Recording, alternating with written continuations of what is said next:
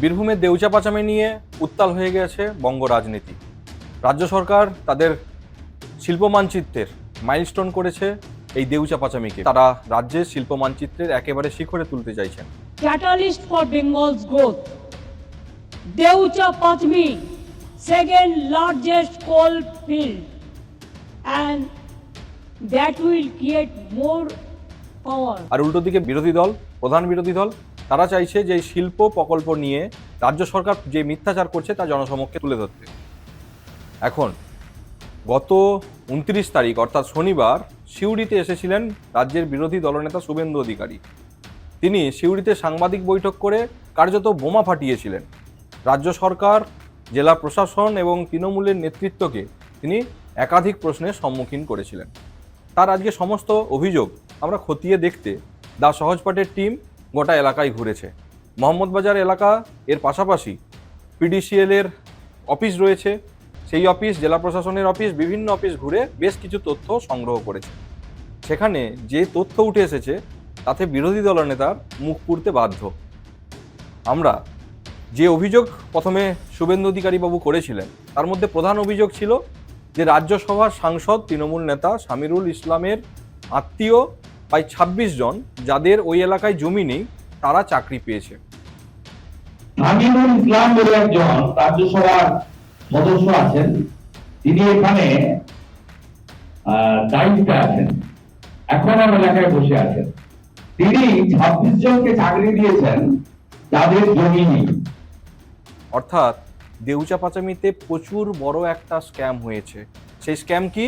যারা জমি দেয়নি, ওই এলাকার বাসিন্দা নন, তাদেরও চাকরি হয়ে গেছে। আমাদের দা সহজপাঠের টিম এই নিয়ে একটু গবেষণা করে এবং দেখে যে ওইখানে 1662 জনের দেউচা পাচামি এলাকায় চাকরি হয়েছে।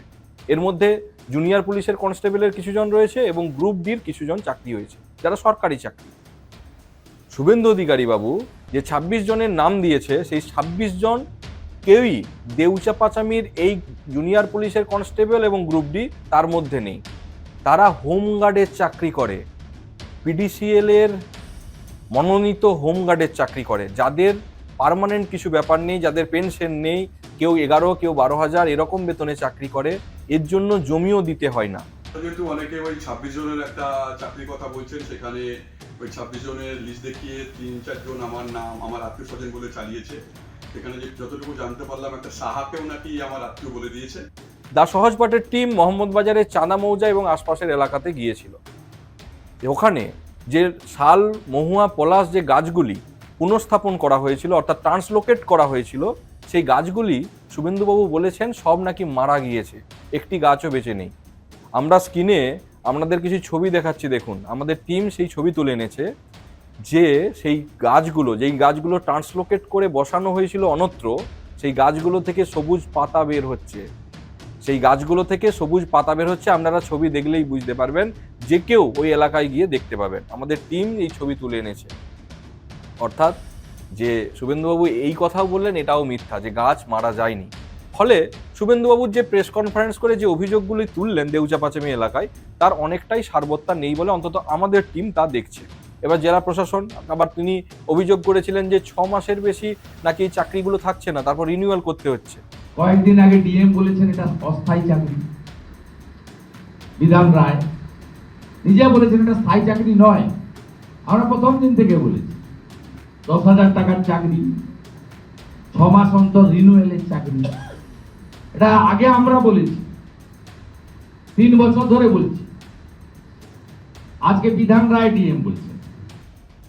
এই নিয়ে জেলা প্রশাসক কি বলেছেন আপনারাই শুনুন। সরকারের চাকরির কাগজ পেয়েছে, সরকারের প্রতিনিধি হিসাবে কোথাও আমি জেলা শাসক হিসেবে সই করেছি গ্রুপ ডি ক্ষেত্রে, আর জুনিয়র কনস্টেবলের ক্ষেত্রে আমাদের এসপি সাহেব বা তার ঊর্ধ্বতন কর্তৃপক্ষ সই করেছেন, একেবারে সরকারি সিলমোহর এবং মেমো সহ। সুতরাং সেটা যে পাকা কাগজ, সেটা তাদের সামনে দেখিয়ে দিয়েছি। 2 নম্বর, তারা বলছে যে এখানে নাকি আমাদের জঙ্গল নষ্ট করা হচ্ছে। আমাদের 326 একরে যে কাজটি চলছে, প্রাথমিক যে কাজ অর্থাৎ ফার্স্ট ফেজের কাজ, সেখানে কোনো জঙ্গল নেই, কোনো ফরেস্ট এরিয়া নেই। সেখানে 104 একর আছে হচ্ছে আমাদের ভেস্টেল ল্যান্ড বা সরকারি জমি, আর 222 একর আছে আমাদের প্রাইভেট ল্যান্ড বা রায়তি জমি। ওখানকার স্থানীয় বাসিন্দাদের সঙ্গে আমরা কথা বলেছিলাম। আদিবাসীরাও চাইছে না এই মিথ্যাচার আর হোক। বা শুনতে পাচ্ছি যে ওখানকার আদিবাসীরা জমি সরকারকে স্বেচ্ছায় দেয়নি, তাদেরকে ঠকানো হয়েছে। এগুলো একেবারেই মিথ্যা কথা। আমরা ওখানকার আদিবাসীজন আমরা সরকারকে স্বেচ্ছায় জমি দিয়েছি এবং ওখানকার যা জমির দাম ছিল তাতে আমরা কিন্তু একেবারে 10 গুণ জমির দাম আমরা এখন বেশি পেয়েছি। হ্যাঁ, এবং আমরা সরকারকে নিজে স্বেচ্ছায় জমি দিয়েছি, পাশাপাশি জমির পরিবর্তনে ওখানকার যারা জমি দিয়েছে তারা প্রত্যেকেই কিন্তু চাকরি পাচ্ছে একে একে। কিছুজন চাকরি পেয়েছে, কিছুজন জমা হয়েছে, কাগজপত্র প্রসেসে আছে, এরকম। অর্থাৎ দেউচা পাচামি এলাকায় অনেক রকম মিথ্যাচার হচ্ছে তা আমরা বুঝতে পারছি। দ্য সহজ পাঠের টিম গোটা এলাকায় ঘুরছে, দেউচা পাচামি এলাকার বিভিন্ন খুঁটিনাটি খবর আপনাদের সামনে তুলে ধরছে। আপনারা নজর রাখুন দ্য সহজ পাঠের পর্দায়, কারণ দ্য সহজ পাঠ, সহজ কথা, সঠিক তথ্য।